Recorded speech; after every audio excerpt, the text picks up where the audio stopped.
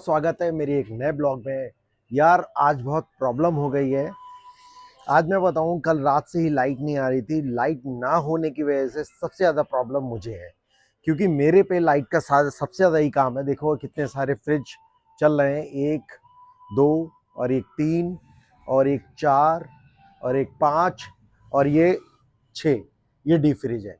Actually इसमें रखी है आइसक्रीम, और आइसक्रीम बहुत जल्दी मेल्ट होती है लाइट ना मिलने की वजह से। और ये जो लाइट है, मुझे अमूमन पता है, कल मैं रात में 10 बजे शॉप क्लोज़ करके गया था। उसके बाद से यानी 11 बजे से लाइट नहीं आ रही है। जब मैं सुबह आया मॉर्निंग में, तो मैंने देखा मेरी सारी आइसक्रीम हल्की-हल्की मेल्ट हो चुकी थी।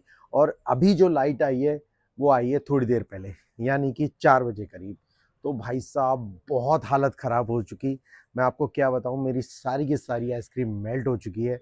और जो आइसक्रीम लेने आ रहा है उसे मना करना पड़ रहा है कि आइसक्रीम नहीं मिलेगी। तो गाइज़ यही हाल होता है मेरे दूध का। और दूध को ठंडा रखने के लिए मैंने इसमें ये बर्फ़ के टुकड़े डाल रखे हैं। ये 1 2 3 4 और इसका ये पानी हो गया। अगर मैं ये टुकड़े नहीं डालता तो ज़ाहिर सी बात है सारा मेरा दूध ख़राब हो जाता, मुझे बहुत तगड़ा लॉस होता। तो मैंने ये कुछ जुगाड़ किया, यानी कि बर्फ़ के टुकड़े लाके डाले। तो हमारे कस्टमर्स हैं, उन्हें इनसे कोई मतलब नहीं है।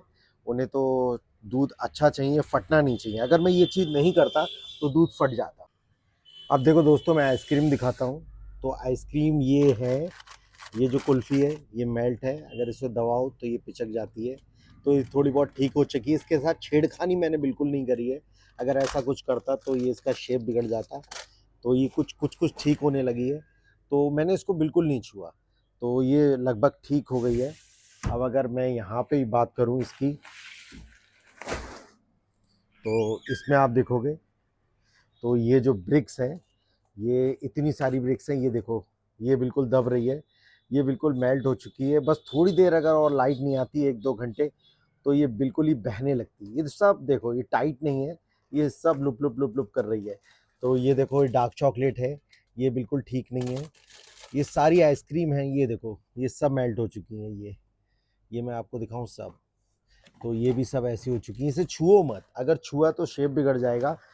अभी काम चल सकता है, क्योंकि अभी अभी थोड़ी देर पहले लाइट आई है। अगर इसका जैसे ये है, हमने इसी पोजीशन में रख दिया इसे, तो यहीं पे ये जम जाएगी, बिल्कुल फिक्स हो जाएगी। तो बिल्कुल ठीक है। अब देखो ये ब्रिक, इसे थोड़ा टाइम लगेगा ब्रिक को ठीक होने में। आई होप सो ये सब ठीक हो जाए। अब लाइट नहीं जानी चाहिए। अगर अब लाइट गई तो बहुत बड़ा प्रॉब्लम हो जाएगा। इसको हम कैसे ही फिक्स नहीं कर सकते, फिर जनरेटर हमें मंगाना पड़ेगा। लेकिन इस समय जनरेटर लाना बहुत ही मुश्किल है, क्योंकि मैं जनरेटर लाऊंगा कि शॉप को हैंडल करूंगा, क्या क्या करूंगा। देखो गाइस, ये देखो मेरा बटर, ये भी देखो मेल्ट हो चुका। और इसके ऊपर भी देखो, ये मेल्ट होके हल्का हल्का ये जो घी का शेड सा आ जाता है, चिकनाई का, वो आ चुका है इस पर। और ये सब, ये चॉकलेट्स वगैरह खैर कुछ नहीं। तो ये भी सब कुछ ऐसा ही है, इससे कोई ज़्यादा दिक्कत नहीं होती है। लेकिन सबसे बड़ी प्रॉब्लम मेरे लिए क्या है, ये आइसक्रीम की सबसे बड़ी प्रॉब्लम है, वो इसकी। ये अगर ठीक रहे तो है, नहीं तो ये इतनी ब्रिक है, बहुत पैसे की हैं। तो अगर ये सब मेल्ट होती तो बहुत भारी नुकसान है। तो गाइज़ अपना जो काम है बहुत रिस्की काम है। और यहाँ सब कुछ फ्रिज पे डिपेंड है, सब कूलिंग पे डिपेंड है।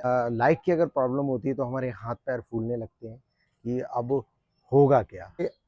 आने वाले ब्लॉग्स में मैं आपको और बताता रहूँगा कि मेरे शॉप पर क्या क्या अच्छा है, क्या क्या नहीं ठीक है। सारी चीज़ आपको बताता रहूँगा नए ब्लॉग। तो गाइज़ आज के छोटे मोटे ब्लॉग में आज इतना ही। मिलते हैं हम नेक्स्ट ब्लॉग में। कुछ और आपको शॉप की कुछ खास बातें बताऊंगा, कुछ और चीज़ें बताऊंगा, जिससे जानने के लिए आप बने रहिए मेरे एक नए ब्लॉग के लिए।